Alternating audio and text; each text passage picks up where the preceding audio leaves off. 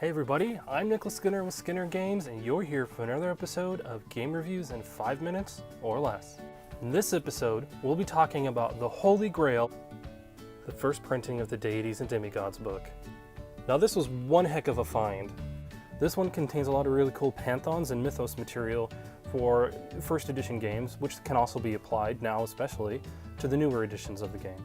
I'm going to read off the table of contents so that you guys can hear what's contained in the book as far as pantheons are concerned, and then I'll talk about some of the other material in a bit. So we start with American Indians, Arthurian heroes, Babylonian mythos, Celtic myths, Central American, Chinese, Cthulhu, Egyptian, Finnish, Greek, Indian, Japanese, Melnibonean, Nuhuan, non-humans, Norse, and Sumerian. And then within the appendices, it gives you a number of options to like dress a temple or recognize the planes of existence. It also gives you an index of proper names so that you can quickly find the gods and the heroes that you're looking for. And even though the art is definitely dated, there are some really cool illustrations in here, like the one that explains the planes and how it's organized. So here's part of that. I really like this explanation here and this visual. And then here's one on the inner planes and how those are organized. Now one section that I really like in this book is the discussion on omens. I think they're kind of underused in a lot of games, but omens can be something that really drives the characters, especially those who are paladins or clerics, those who have a really solid faith, maybe even druids, to go and act. Now in the book it talks about transgressing your alignment and that maybe something happens to show that this is really a big deal.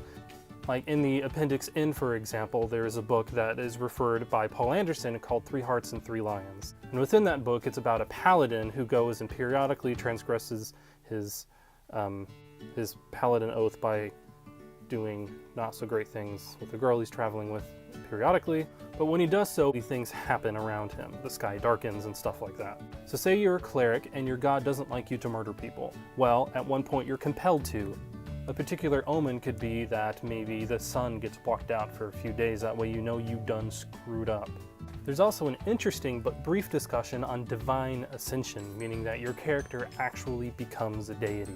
And it gives a few directions on what that entails, like you have to have been super faithful to whatever deity that you've sworn yourself to. Your attributes have been raised to an enormous degree, whether by magic or some other divine action.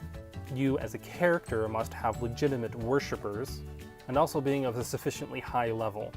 Unfortunately, being a deity often also means that you're removed from the game as a player character, so you're probably going to have to build a new one.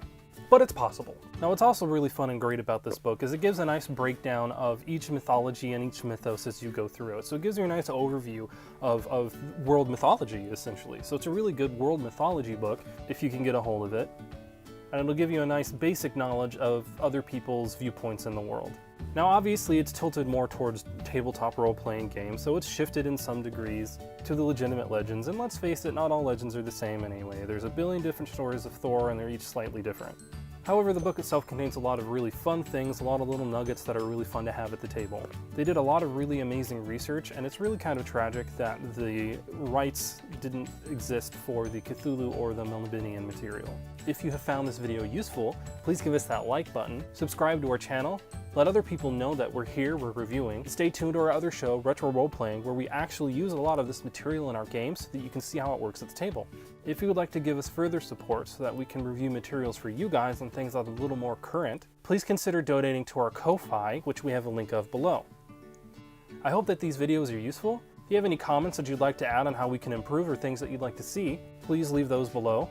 And we'll see you again next time. Thanks for watching, and as always, happy gaming.